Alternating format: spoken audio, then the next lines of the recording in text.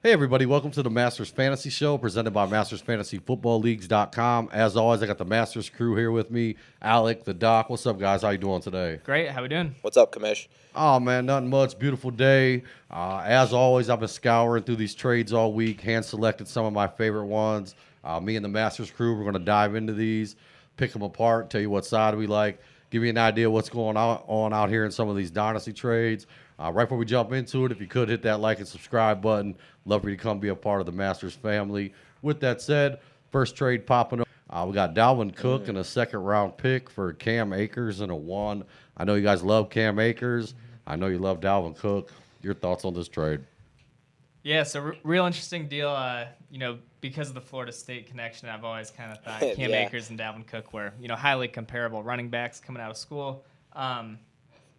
Obviously, I think this is kind of one of those perfect trades where, the team looking to win now, who's getting Dalvin, you could say Dalvin absolutely puts them, potentially over the top. I don't mind that Cam Akers in a 2022 first at all. I mean, I think that's setting your dynasty team up great for the future. So not a clear winner or loser here. Like the deal a lot. Yeah, nice trade. And right before you go, Doc, any chance Cam Akers just flat out outscores Dalvin Cook this year? There's a chance. I mean, yeah, there's always a chance. I don't think it happens this year, but yeah, I feel like you could maybe get more for Dalvin Cook, like giving up Dalvin Cook. But yeah, it's not a bad deal by any means. You get a stud young running back who's probably going to explode onto the scene even more this year than he did at the end of last year. Add in a first round pick, not a bad haul at all. Yeah, I actually like that analogy quite a bit. I do think it's a fair trade by all means. I do think I'd have tried to squeeze just a little bit more out of Dalvin Cook. But, I mean, who knows? I mean, the guy could have been very high on Cam Akers. Yeah. That's what you had to give up to get him. So, Sure. All right, good stuff, guys. Next trade here popping up on your screen. Another kind of similar trade. Joe Mixon for Kareem Hunt and a first-round pick. Your guys' thoughts? Well, I love Joe Mixon. Anyone that's listened to our show for the last year or so knows that. But I'm going to side with the Kareem Hunt. The Kareem Hunt side of the trade here. Kareem Hunt and a first-round pick. I know we've talked. Kareem Hunt's obviously not going to be a bell cow for the Browns, but he's still going to produce at a pretty high level. And then there's always that opportunity for him to be a starter down the road. I know he's still in Cleveland for the next 2 years. Believe so. Yeah, I think can't it was remember one if that. more, but I could be wrong. I can't remember So if the extension was. Chubb's rookie 2 deal years. is up after this year. Yeah, you're right. I You're right. thought they It's 2 expired years. at the same time, but I could be wrong. Ooh. I don't.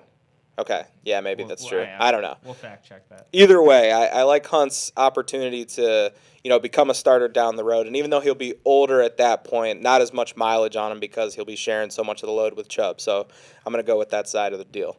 Completely agree. Not much more to add. Like you said, with the mileage and just something about Kareem Hunt, it just seems like he's going to be durable for a while. Probably mainly because there isn't a ton of mileage, but also just seems extremely durable. Really, no injury history. Where we've seen Joe Mixon struggle to stay on the field. Yeah, good stuff. I'll be honest. I shipped out most of my shares of Kareem Hunt this year, and I think it's such a tragedy too because I really do think this guy could be an elite top 5 type fantasy back in the right offense. I mean, as long as he's sharing the backfield with Nick Chubb, Yeah, I mean, yeah. it just puts a little damper on that. Right. All right, next trade we got popping up here. This one's a pretty big trade. You can see it in one of our super trader leagues. I always say, if you're looking for a trade, if you're looking to get in a league with tons of trading, super trader leagues are always the way to go. You can find them right on our website. Go to the Dynasty Leagues. You see a drop-down box. All the places to sign up for those will be right there. With that said, let's jump into this one. Ezekiel Elliott, Tony Pollard, Justin Jefferson, and a 1 for Derrick Henry, Jerry Jeudy, Debo Samuel, the 1.7 and the 2.4. Your guys' thoughts? That's very interesting. I feel like Zeke and Henry are a wash, and I honestly might even value Zeke more over the next few years, just because I don't know. We've had the discussion about Henry before, but you also get Tony Pollard to be the handcuff on that side of the deal. Plus, I like Justin Jefferson as probably the best dynasty piece, like long-term dynasty piece of the entire trade, and a future one. I think it's very, very, very close. But on the other side, I don't feel as strongly about Debo and Judy. As much as I love those guys as players, I feel like their situations are not quite as good as Justin Jefferson at this point. So I'll go with the Jefferson Zeke side. Yeah, I completely agree with the doc. Like you said, Justin Jefferson probably is without a doubt the best dynasty asset. And, Zeke and Henry are comparable. You bring in Tony Pollard to kind of give you some reassurance on Zeke. And then as much as I like Judy and Debo, at the end of the day, they're really probably just going to be wide receiver 2, wide receiver 3s and for the future. And although there's value in that, it's just not enough to sway a Justin Jefferson and Zeke side of the trade for me. So. Yeah, good stuff. Nice trade, guys. For me, I think the reason I'd take Zeke over Henry, it's those couple years younger. Yeah. And honestly, I'm still a guy that's holding out hope on Judy that he can maybe be a number 1 wide receiver. Hoping last year was a fluke. For me, he's kind of a trade target, a guy to go get based on, most people just don't like him as much. Yeah, I agree with you on that. I feel like his value is pretty low based on his talent, so I feel like he's a guy worth going out and getting. Right. Can I take 1 second to update the people? So I did a little research, Kareem Hunt's contract. So he's under contract, obviously, for 2021. 2022, he is under contract, but interesting note, there's no dead cap money if they cut him. So after this season, they could actually cut him and save $6 million. Not that I think they would do that, but but it's basically a 1-year deal. Basically a 1-year deal and then a 1-year option. Yeah, you have to think about it on Kareem Hunt's side too. At the end of this next season, he's probably going to be wanting to re-up. Yeah. And if they don't want to, maybe he does hit the market. Especially, who knows what happens with Chubb at that point? Yeah, too. so Chubb's going in the last year of his rookie deal. So if he gets, a huge contract extension, then maybe they do release Kareem to, justify that money for Chubb. And then maybe they're both workhorses in 2022. Yeah. Based on their histories, too, I would say Chubb's probably a safer bet to command more money at this point. Maybe Kareem ends up being the lone guy in Cleveland, which I don't know. You never know. Yeah, and one thing I want to point out, too, is, Nick Chubb, he's a real quiet guy, doesn't, cause a lot of chaos. There's been a lot of fourth quarters of a lot of games where I see him sitting on the sideline. Yeah. I don't think long-term he can't be too happy about that. That's just me personally. Yeah.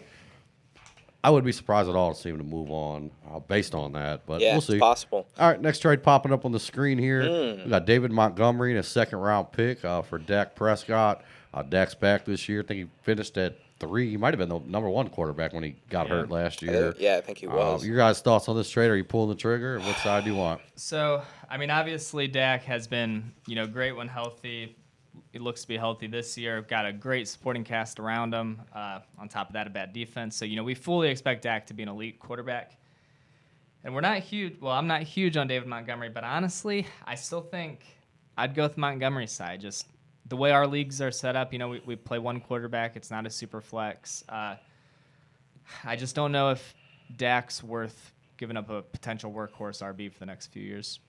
Yeah, I think that's a fair point. Just positional value-wise, you would think Montgomery.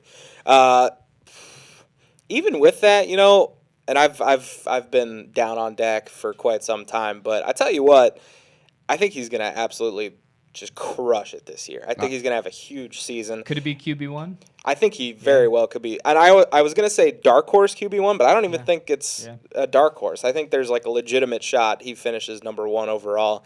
And honestly, hearing the rumors that Jerry Jones loves Kyle Pitts, I don't know how they swing that, but add that to that group of talent to throw to. Oh my goodness. You know what? I'll just give me Dak. I'm feeling a little different today. Let's do it. I like it too, and dude, I think you're spot on. I think it's going to be an amazing season by Dak. Yeah. Just how the Cowboys kind of fell apart last year.